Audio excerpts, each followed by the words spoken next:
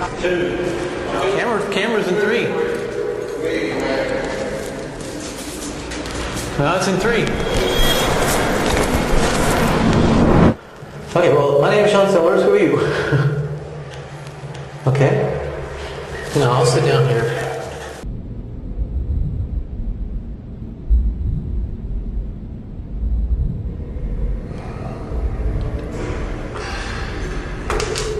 Most of the people around here, you know, all they see is a death row inmate. All they see is chains and bars and crimes. So, you know, if all you can see is that someone has hurt somebody, that someone has killed somebody, that someone is dangerous, then you want that person dead. That person deserves to die. And I don't blame them for that, except to this point. The only people who really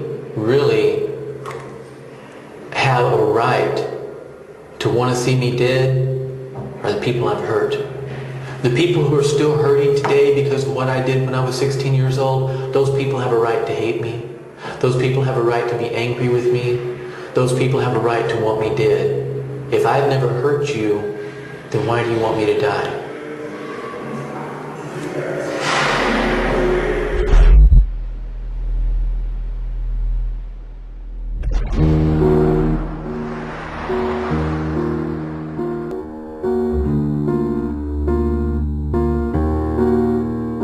My mom was 16 years old when I was born, and my father was 18. I'm not really sure what all happened and everything because no one ever had a good word to say about my real father. All that I ever heard about Rick Sellers was that he was a liar and a cheat and a thief and a drug addict and things like that. The marriage lasted about 2 years. When I was 5 years old, she moved me to my grandparents, and she took a job as a truck driver, and I only saw her every couple of weeks whenever she could make it in. It was about that time that she met who became my stepfather, Lee Bellafato, and they got married, and I was excited because suddenly I would have a daddy, you know. I thought that was great. They just kept driving truck for a couple of years. So they would come in, try to make it in on my birthday, try to make it in on Christmas, try to make it in every few weeks. And we moved about 3 times a year from house to house. And sometimes I was able to stay in the same school. Sometimes we moved from town to town. That was something that always irritated me. It seemed like every time that I made a friend, you know, we would move. And I've been kind of interested in the occult because I'd seen things on TV that made it look fun. I never intended to hurt anybody. I never set out to do that. What happened is the more I got involved in the occult, the more what I believed got fractured and twisted. When it finally came to the point where I didn't think it was wrong to kill somebody, that's whenever I did it. I've run out of hope, you know. We're coming up for a clemency hearing, and I can't even hardly muster the strength to believe in that. No one has ever gotten clemency in Oklahoma. If we get clemency, it will be a miracle of God. It won't be for anything other than that. So here I am, you know, still sort of hoping because honestly, it's hard not to, but not really having the strength to hang on to it. If they give me clemency, I'll keep doing something with my life, but I don't think it's going to happen. I think I'm going to die in 2 weeks.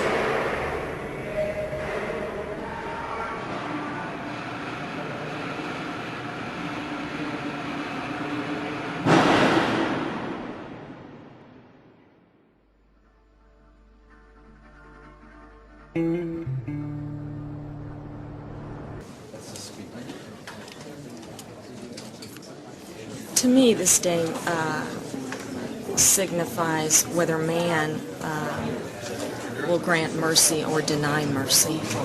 And after knowing Sean for as long as I have, 10 years, in all of my being, he is one that should be granted mercy. And if he is denied mercy, I feel it is an injustice. Yeah, I fear for our state. Yes. If we decide that it's okay to murder a 16-year-old mentally ill person for something, for a crime they've committed, I fear for what is going. We are not the wild, wild west anymore. It's time to realize that there are better ways to handle this than to execute our kids. It's no wonder the rest of the world thinks we're crazy. I'm Sean Sellers' attorney. Thus I carry a burden that no man should ever have to shoulder, that of begging someone to spare a human life. As you know, Sean was 16 years old when he committed these murders. That's not to say that Sean Sellers should not be punished for his crimes. Sean is being punished. No rational person can deny that. Each day for the last 13 years, Sean has slept on a concrete slab just inches from a metal toilet in a windowless room smaller than most of our own closets. There he spends 23 hours a day, often 24. And if he's not executed, will spend the rest of his life in just such an existence. Is it better than what he gave his victims? Many say not. But no one can credibly argue that imprisonment is not punishment. Sean has been punished, is being punished, and will be punished. I ask you about clemency, if not now, when? If not Sean Sellers, who? Sean Sellers lives on a dark, desolate death row. Very dark. And on that row, he is a shining candle. Please don't extinguish that flame. Thank you.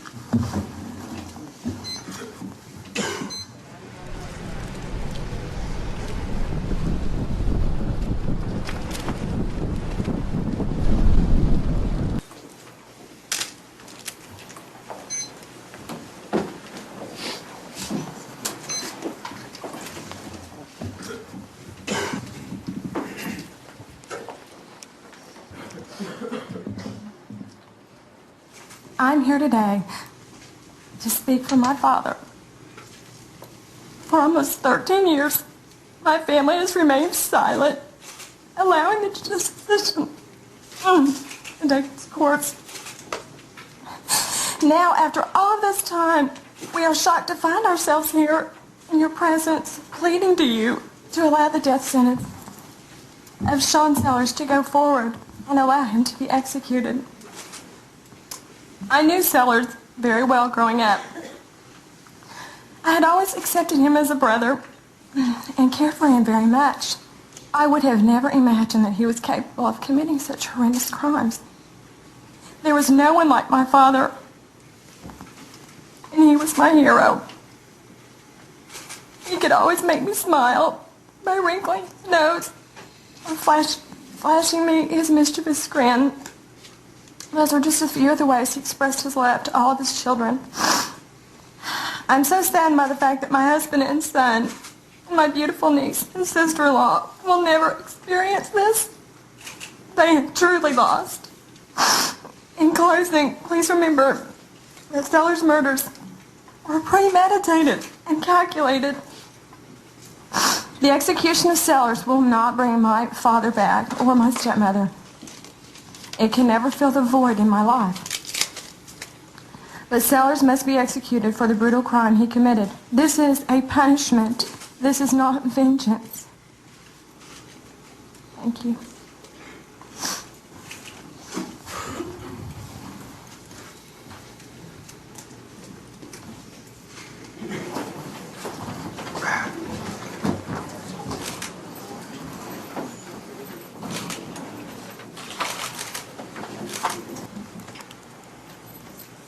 State of Oklahoma Pardon and Parole Board will now reconvene. The meeting is called to order at 12:57 p.m. by Acting Chairperson Bussey.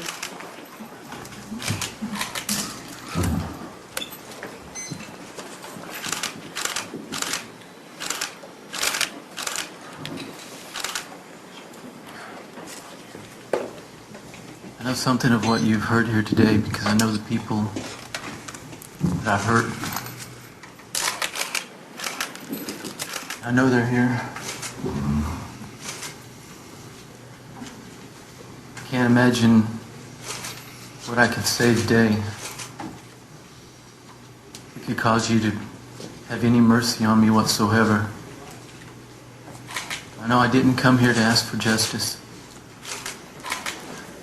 I came here to beg for mercy.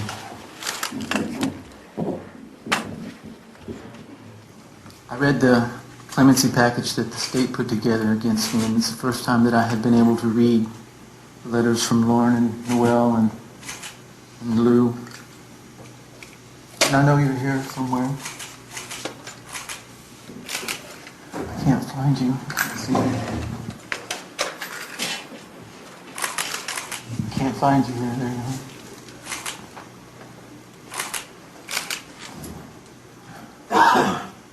Lauren, I read what you said about your daughter. I am so sorry.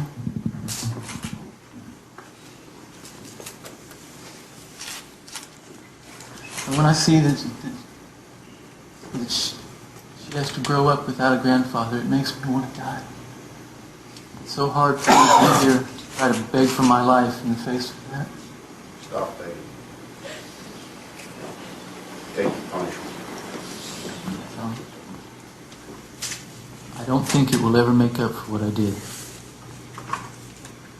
I'm not so illusioned that I think that I can make up for 3 people's lives. I have to try. I've been trying, and I have to keep on if I live. The way I understand it, you're putting the decision into the governor's hands. You're saying that you think that this has merit enough that he should be given the opportunity to make a decision on whether I should live or die. I will keep reaching these kids. I will do everything that I can. That's my heart. That's who I am. That's all I can do. I'm begging you for mercy on behalf of that, and that only.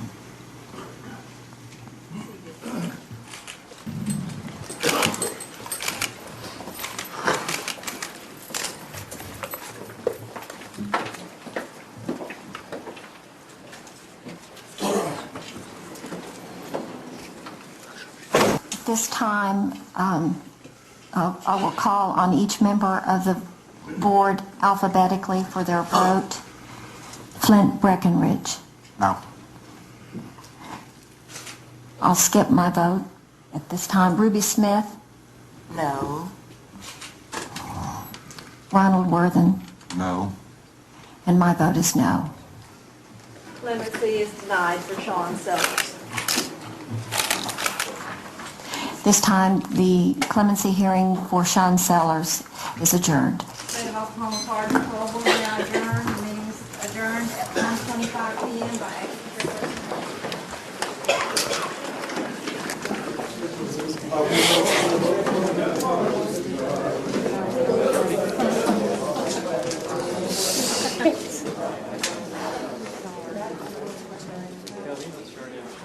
Like I said, your best attorney I ever had.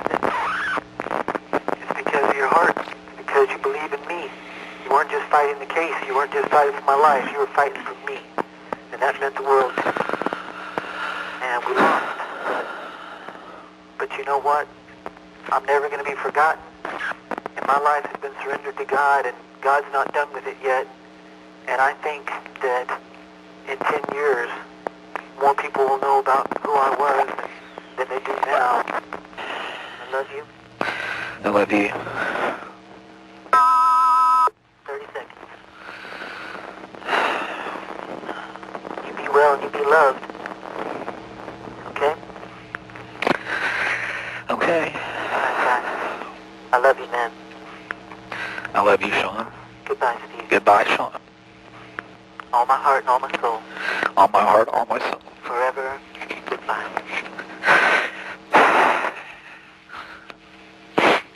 Bye.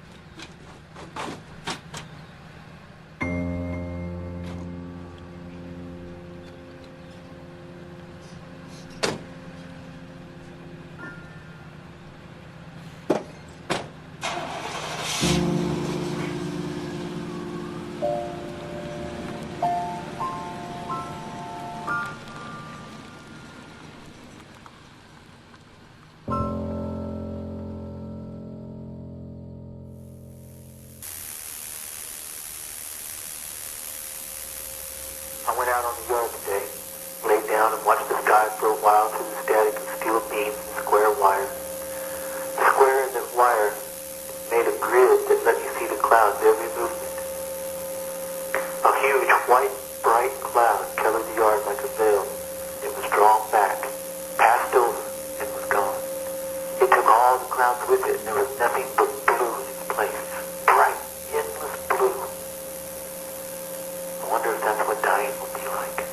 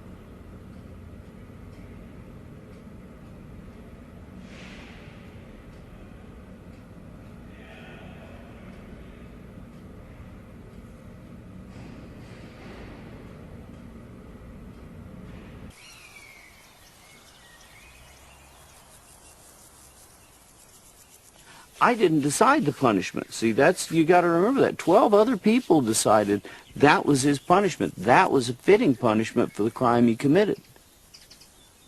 Because I happen to agree with it is a side subject. That's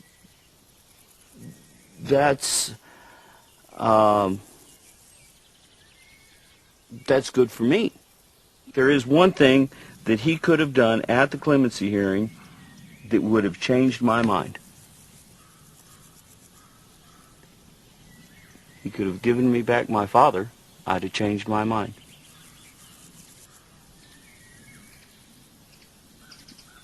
If you can't produce him fully alive and healthy and Johnny on the spot, then what can you do for me?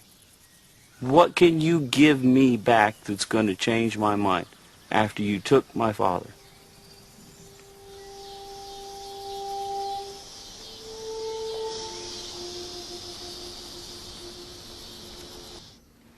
It was just inconceivable. We could not believe that we had come to the point where he had been sentenced.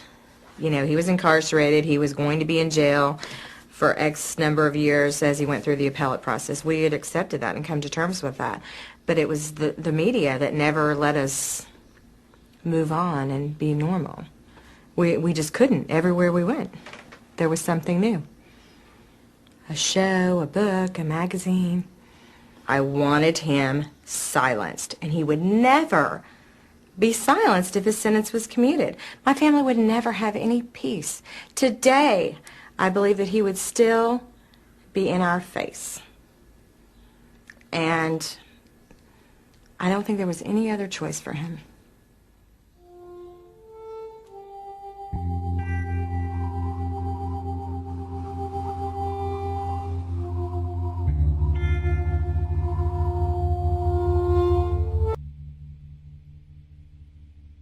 Sean was changing. He was constantly challenging them at school, getting in trouble in school, getting in trouble with his friends. I mean, there was a pattern beginning in his life of upheaval, so to speak. Lauren had told me that Sean was with a crowd that, you know, they were doing drugs, you know, lots of experimentation, very dark. At one time, I know he ran away before everything happened, and my father had to go and get him. It was very upsetting to Vonda. It was a real time of rebellion for him. In Sean's case, I don't think that the family picture was ideal. And I think that, you know, he felt maybe like he was away from his mother too much. And he never had a father, so to speak. So he wanted, I think, to be accepted by my father. I don't know what would have happened, perhaps, if Sean had felt more loved or more cared for. I don't know. I try not to look at that part anymore. There's a part of me that just doesn't want to examine it too closely anymore.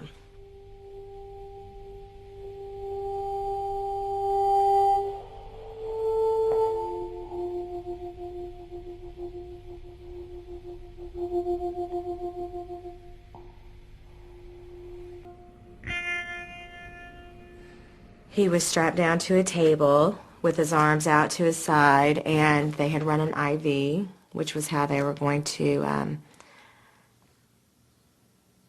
commit the execution. It was lethal injection, so it was all done intravenously. He was prepped and ready to go and laying down, and the warden was in there, and some doctor and a few prison guards, I believe. There was no fear. He was happy to go, it seemed like. And that, to me, was totally inconceivable. He didn't look afraid. Perhaps he'd come to terms with his fate. He gets a list of everyone who's there attending his execution, both for his guests and the prison guests and his family members and the victim's family members. It's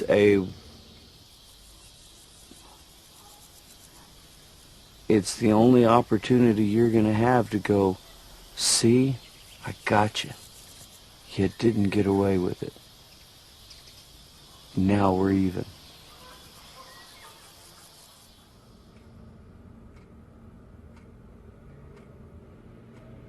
I'd reached a point where I guess I dehumanized him. And I had to, for my own peace of mind. I had to look at him for what he was, a killer. Or else I don't think I could have ever gone through it.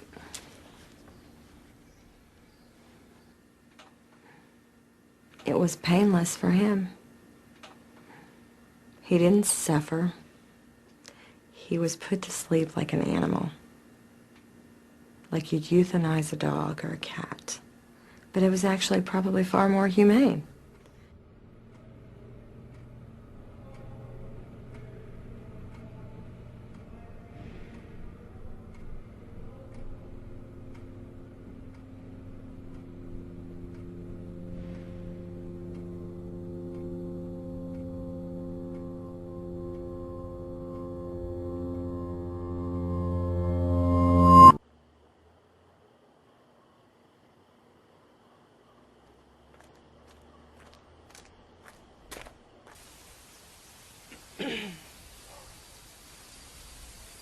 We're all for justice. If it had been anyone else, you know, we'd been right there with bells, you know, ringing it on, because it's payback, it's vengeance, it's, you know, whatever.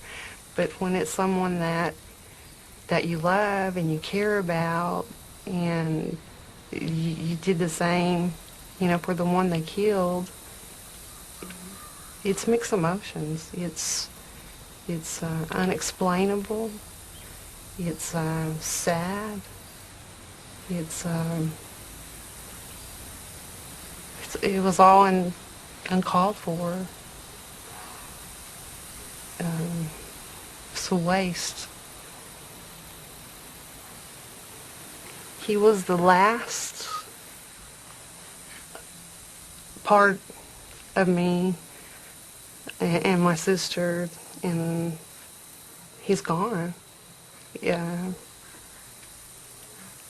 He was my sister's child. She's gone. Now he's gone. Now they're all gone. And that's just not easy. Do I feel responsible for helping in his execution? Yeah. Do I feel bad about it? No. Now, do I feel bad for the grieving that Jim and Debbie went through? Yeah. I feel sorry for their loss. I do. I feel horrible. They lost more than I did. They lost Vonda and Sean. I just lost my father. Did they lose more? You bet.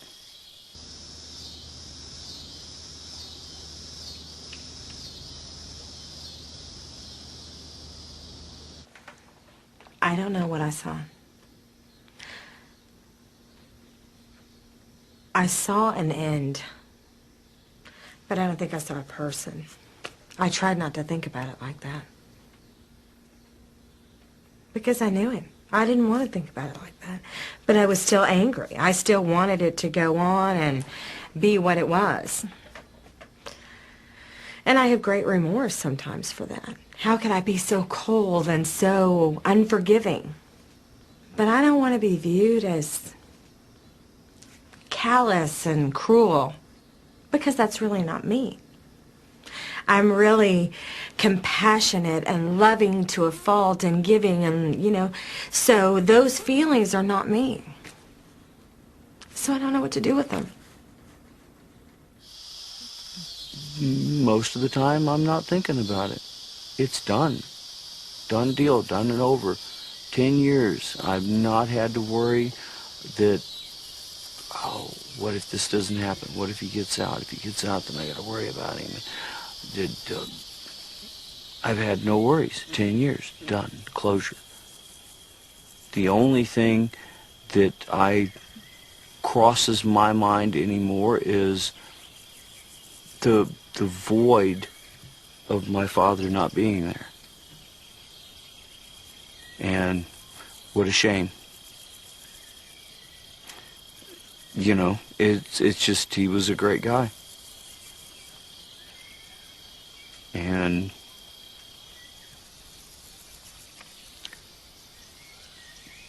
the world, see, the world is not as bright.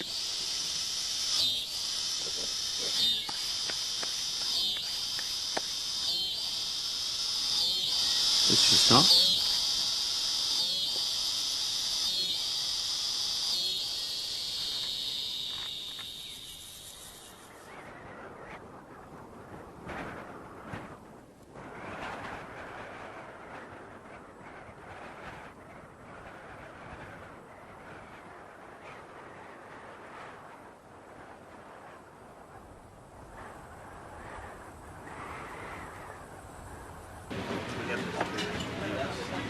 I love you, Sean.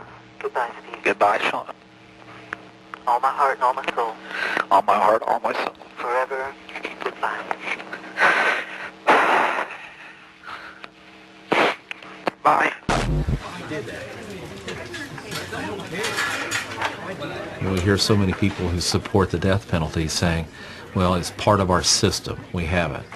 Well, the only reason that we have it and it's part of the system is because they won't act to change it. They support the system. And it's wrong. And they don't know why it's so wrong. They don't know firsthand or even secondhand what a horrible process it is. They don't know until one of their own family members has to go through it. And then suddenly they see everything wrong with it.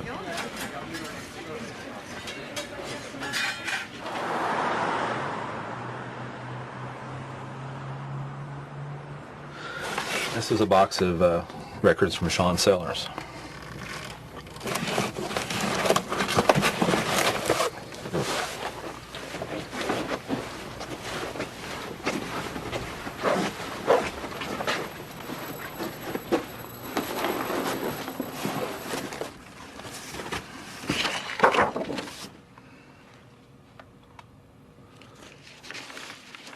He writes 1, 2, 3, 4, 5, 6, 7.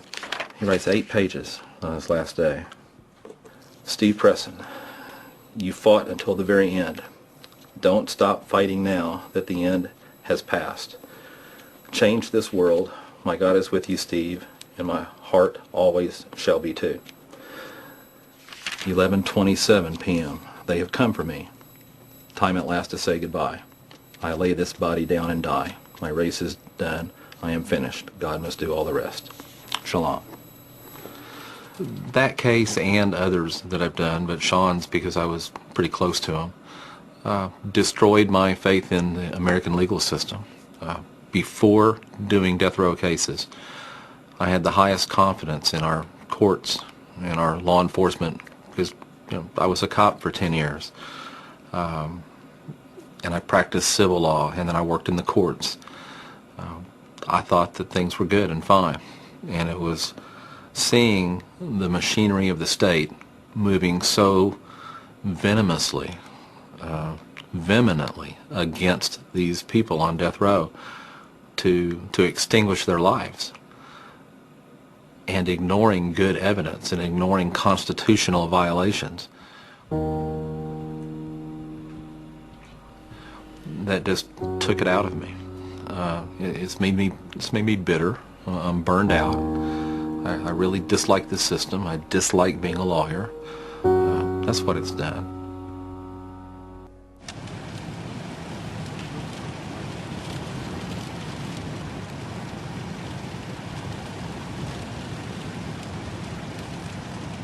He was put to sleep like an animal. Like you'd euthanize a dog or a cat. But it was actually probably far more humane.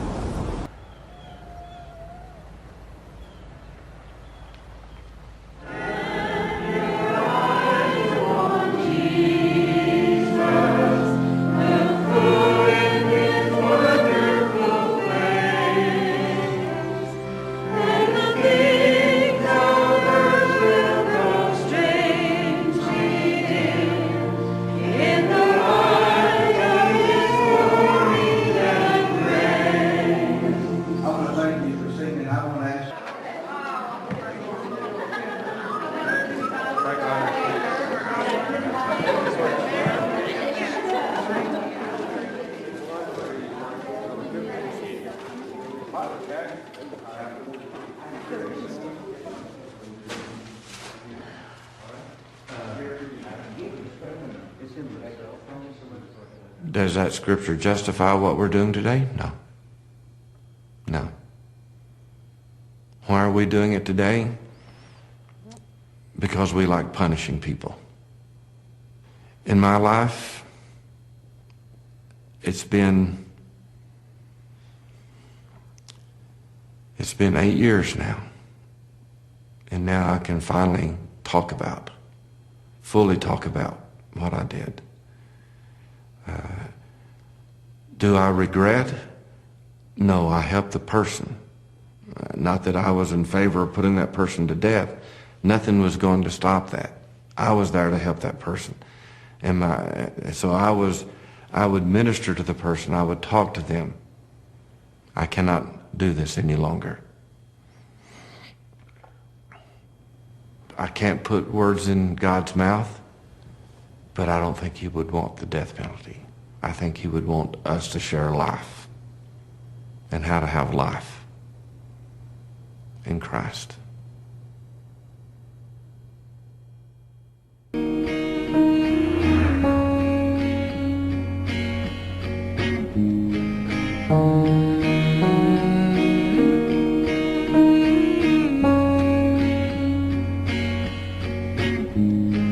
How many times can a man hope? For he died.